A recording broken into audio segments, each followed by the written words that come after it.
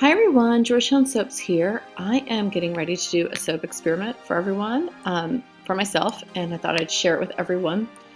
In a lot of soap groups on Facebook, a lot of people say that rice bran oil causes dreaded orange spots, DOS.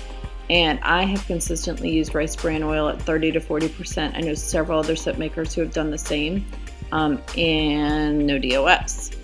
Sometimes it's hard to exactly pinpoint why you might get the dreaded orange spots on your soap. And so I just thought, hey, let me do an experiment. Let me do my soap with 90% rice bran oil. And then I did do 10% castor oil because I'm hoping that I'll eventually just use this soap for personal use. So I thought, adding a little bit of castor would give me some bubbly. Just let the kids use the soap. It's not going to be fancy. I'm not doing anything special. As you can see, I had gotten this rice bran oil. This was when Lowe's had their major sale on the rice bran oil over the summer. I believe it was like June, July, and like 3 gallons was $6. I mean, as far as I was concerned, it was basically free. Excuse me. So I had stocked up on a whole bunch and I plan to use it.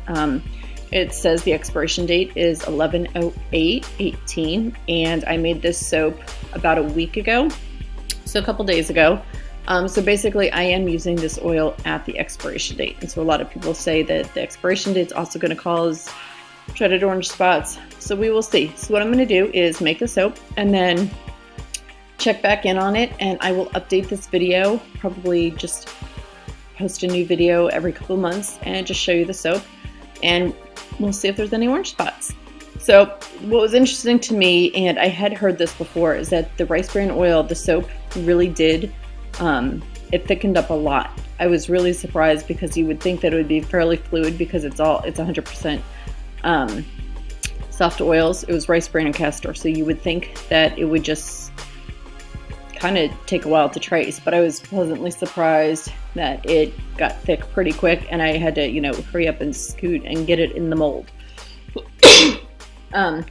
But anyway, so I'm excited to see what happens after a couple months of this soap, and unfortunately this is one of those things that it will take time to see the results, just because a couple months here and there it will add up. But I'm super excited. So this, you can see the soap actually did kind of get to full trace pretty quickly in the container, and when I'm pouring it out, you'll see it's pretty thick compared to what I'm used to doing. But anyway, super happy with how this soap came out. I mean, doesn't get much more simple than this batch of soap. And I did not stick it in the oven, so no, I didn't force gel, just kind of let it sit on the rack, and I unmolded it, and so I'll be right back for the cut.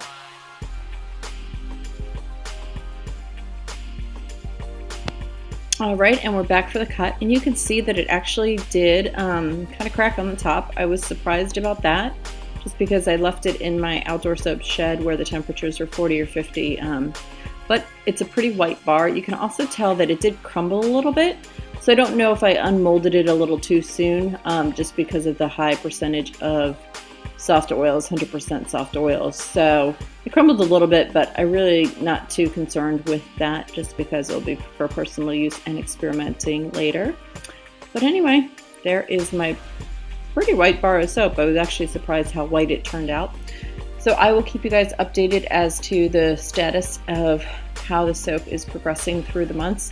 So if you haven't subscribed to me, go ahead and subscribe, and that way you'll get notifications when I've got any of the updated videos posted. Thanks so much for watching. Have a great day.